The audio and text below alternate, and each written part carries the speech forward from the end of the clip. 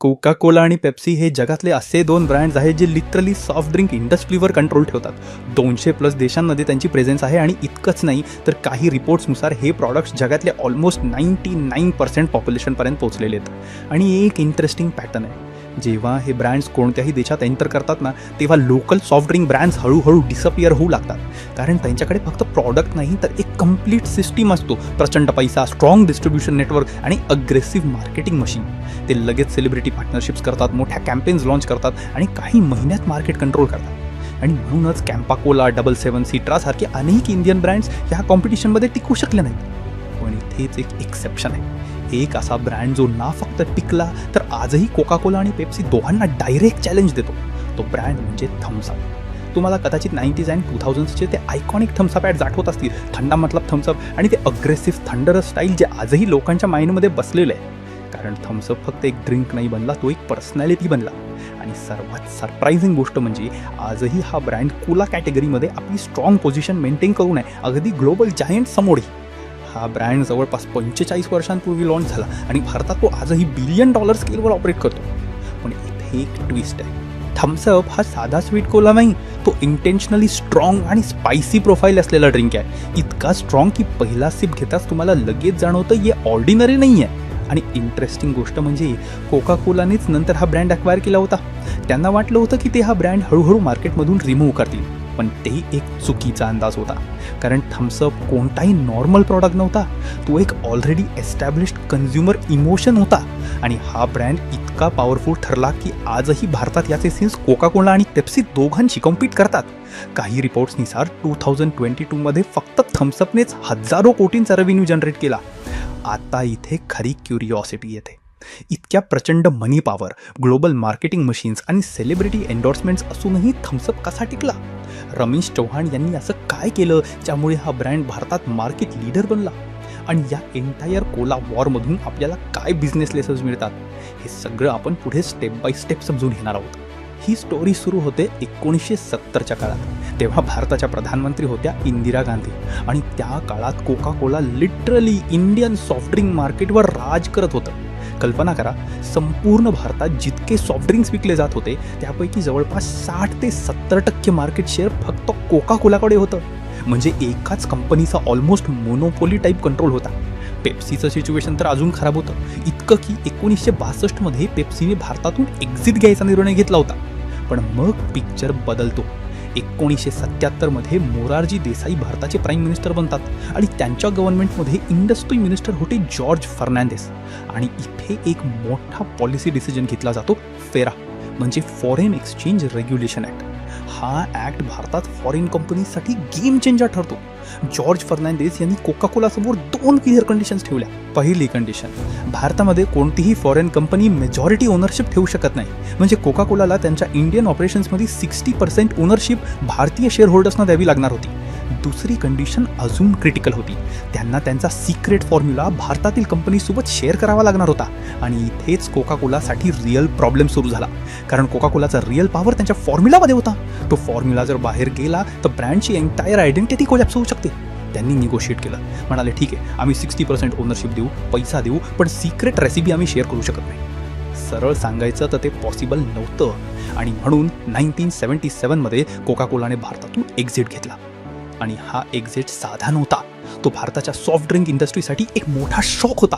कारण अचानक मार्केटमध्ये एक ह्यूज व्हॅक्यूम तयार झाला. फॅक्टरीज होती, बॉटलिंग प्लांट्स होती, डिस्ट्रीब्युशन सेटअप होतं.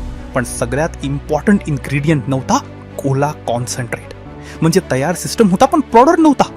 आणि इथेच सुरू झाला एक नवीन फेज. काही कंपन्यांनी कोका कोलाची कॉपी प्रॉडक्ट्स बनवायला सुरुवात केली. पण त्यांच्याकडे ना कन्सिस्टन्सी होती ना ब्रँड ट्रस्ट. आणि याच गॅपमध्ये एंट्री होते एका इंडियन ऑन्टरप्रेन्युअरची, रमेश चव्हाण. त्यांनी एक असा प्रॉडक्ट डेव्हलप करायचं ठरवलं जो फक्त कोका कोलाचा ऑल्टरनेटिव्ह नसेल तर त्याचा डायरेक्ट रिप्लेसमेंट बनेल आणि त्याहूनही स्ट्रॉंग बनेल. आणि इथूनच पुढे जन्म झाला थम्सअपचा. कोका कोला स्वतःही शॉक्ड होता. कारण त्यांच्या एक्झिटनंतर भारतात एक असा ब्रँड तयार झाला होता जो फक्त सर्व्हाईव्ह नाही झाला तर मार्केटवर डॉमिनेट करत होता. हा ब्रँड होता थम्सअप. आणि इंटरेस्टिंग गोष्ट म्हणजे हा ब्रँड काही काळातच इंडियन सॉफ्ट ड्रिंक मार्केटचा मोठा हिस्सा कॅप्चर करून बसला होता. जवळपास $400 मिलियन व्हॅल्युएशनच्या आसपास. पण थम्सअप फक्त एक ड्रिंक नव्हता, तो एक complete Indian taste engineer product होता. आणि हे समजण्यासाठी त्याला 3 लेयर्समध्ये ब्रेक करावं लागतं: केमिस्ट्री, फिजिक्स आणि सायकॉलॉजी. पहिल्यांदा केमिस्ट्री. कोका कोलाचा बेस हा व्हनिला आणि सिनेमन सारख्या स्मूथ फ्लेवर्सवर असतो, ज्यामुळे तो रिच आणि सॉफ्ट वाटतो. पण रमेश चौहान यांनी एक वेगळी गोष्ट ऑब्झर्व केली होती. भारतीय कन्झ्युमरला स्मूथनेसपेक्षा किक आवडतो. आपल्या कल्चरमध्येच बघा, मसाला चाय, जलजिरा, मसाला छास सगळं काही स्ट्रॉंग टेस्टवर चालतं आणि म्हणून थम्सअपमध्ये डेलिब्रेट मसालेदार नोट्स टाकले गेले. कार्डमम, सिनेमन आणि नटमेग सारखे हिंग्स जे ड्रिंकला एक शार्प स्पायसी आयडेंटिटी देतात. म्हणजे पहिल्यांदा सिप घेताच फ्लेवर हिट मिळतो. पण इथे स्टोरी संपत नाही. दुसरा लेअर आहे फिजिक्स आणि इथेच थम्सअपचा रिअल सिक्रेट आहे: कार्बोनेशन लेवल. सॉफ्ट ड्रिंक्समध्ये गॅस किती डिझॉल्व्ह केली जाते हे खूप इम्पॉर्टंट असतं. कोका कोला आणि पेप्सीमध्ये कार्बोनेशन एका बॅलन्स्ड रेंजमध्ये असतो, ज्यामुळे ड्रिंक स्मूथ राहतो. पण थम्सअपमध्ये इंटेन्शनली कार्बोनेशन जास्त ठेवण्यात आलं आणि याचा डायरेक्ट इफेक्ट काय होतो? जेव्हा तुम्ही सिप घेता तेव्हा CO2मुळे थोडं कार्बोनिक ॲसिड तयार होतं आणि ते गळ्याला हिट करतं आणि मेंदूला एक इन्स्टंट सिग्नल जातो: हे स्ट्रॉंग आहे, काहीतरी शार्प आहे. म्हणजे ॲक्च्युअल टेस्टपेक्षा सेन्सेशन जास्त पॉवरफुल बनतो.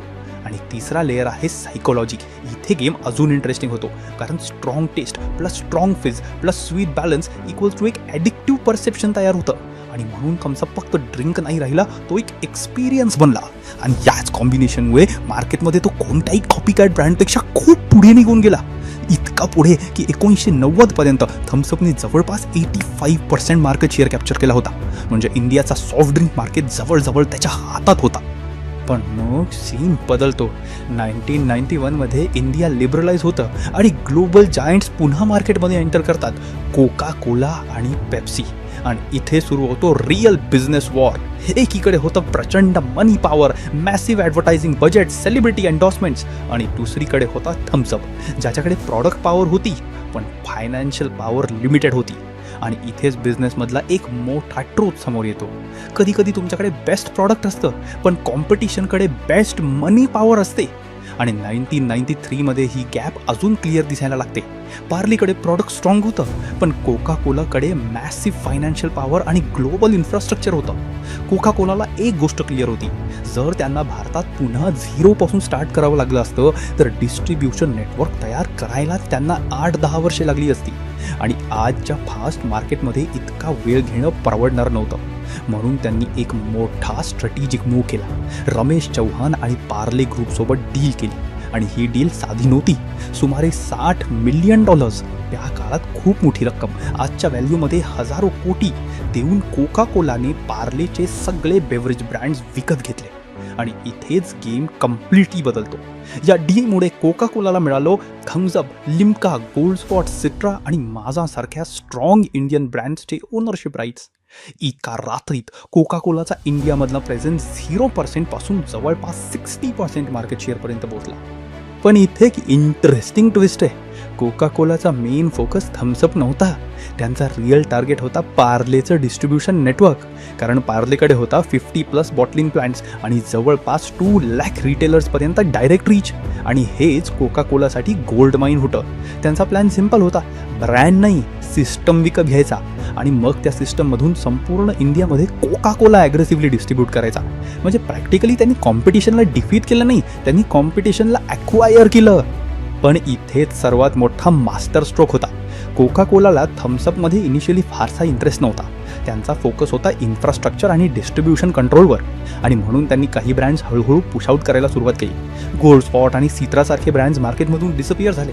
आणि प्लॅन असा होता की थम्सअपसुद्धा हळूहळू रिप्लेस करून कोका कोलाला डॉमिनेट बनवायचं. दरम्यान एक मोठा डिफरन्स दिसतो. त्या काळात कोका कोला आणि पेप्सी मिळून दरवर्षी सुमारे 200 करोड रुपये ॲडव्हर्टायझिंगवर खर्च करत होते. पण थम्सअपचा ॲड बजेट त्याच्या तुलनेत खूपच कमी होता. आणि अनेक ठिकाणी थम्सअपची डिस्ट्रीब्युशन पण रिड्यूस करण्यात आली, ज्यामुळे कोका कोलाला वाटलं की आता लोक सहजपणे थम्सअप सोडून कोका कोला स्वीकारतील. पण इथेच स्टोरी उलटी फिरते. जे त्यांना अपेक्षित होतं ते झालंच नाही. थम्सअपचे कन्झ्युमर्स इतके लॉयल होते की त्यांनी कोका कोला ॲक्सेप्ट करण्याऐवजी पेप्सीकडे शिफ्ट करायला सुरुवात केली. आणि हळूहळू कोका कोलाची मार्केट शेअर प्रेशरमध्ये येऊ लागली. ॲटलांटा हेडक्वार्टर्समध्ये क्लिअरली पॅनिक सिच्युएशन तयार झाली, कारण स्ट्रॅटजी फेल होत होती. त्यांना एक गोष्ट समजली: आपण फक्त इन्फ्रास्ट्रक्चर नाही घेतलं, आपण एक स्ट्रॉंग कन्झ्युमर इमोशन डिस्टर्ब केलं आहे.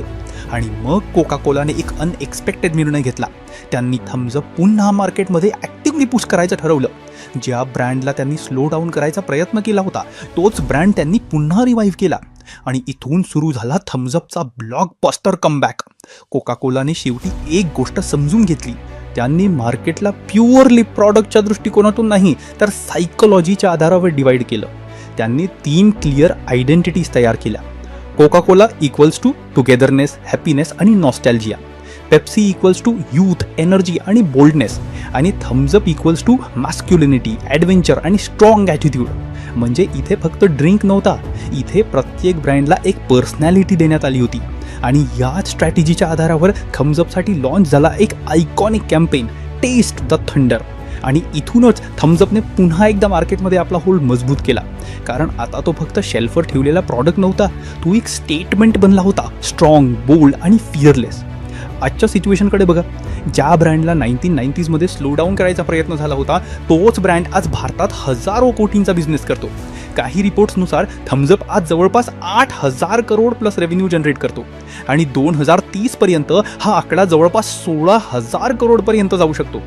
आज भारतात सिच्युएशन अशी आहे की पेप्सीचा शेअर साधारण 8% आसपास आहे, कोका कोला जवळपास 9% आसपास आहे आणि थम्सअप अलून 15-16% मार्केट शेअर हँडल करतो.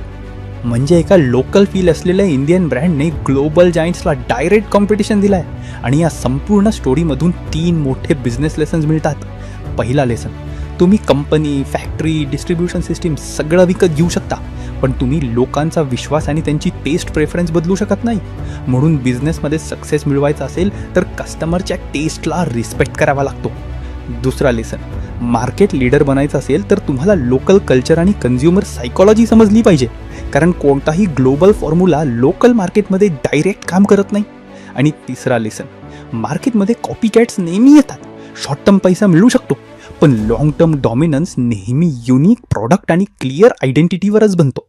हेच आपण अनेक उदाहरणांमध्ये पाहिलं आहे. WhatsApp versus other apps, Instagram versus competitors आणि या कोला वॉरमध्ये थम्सअप वर्सेस ग्लोबल जायंट्स. आणि म्हणून शेवटचा प्रश्न खूप इम्पॉर्टंट आहे. तुमचा बिझनेस खरंच युनिक आहे का, की तो फक्त दुसऱ्याचं कॉपी आहे? जर तुमचा आन्सर क्लिअर नसेल तर कदाचित तुम्ही अजून स्ट्रॉंग पोझिशनिंग बिल्ड केली नाही आहे. आणि इथेच व्हिडिओ संपत नाही. जर तुम्हाला अशा real business stories, startups, market wars आणि इंडियन ऑन्टरप्रिन्युअर्सच्या बिहाइंड द सीन स्ट्रॅटेजी समजून घ्यायच्या असतील तर हा चॅनल तुमच्यासाठी आहे. उद्योजकाचा भाऊ हा चॅनल सबस्क्राईब करा, कारण इथे तुम्हाला बिझनेस फक्त थिअरीमध्ये नाही तर रिअल स्टोरीजमधून समजेल, ज्या खरंच तुम्हाला विचार करायला लावतील. लाईक करा, सबस्क्राईब करा आणि अशाच पॉवरफुल बिझनेस स्टोरीजसाठी स्टे ट्यून राहा. पुढच्या व्हिडिओमध्ये भेटूया. Bye bye.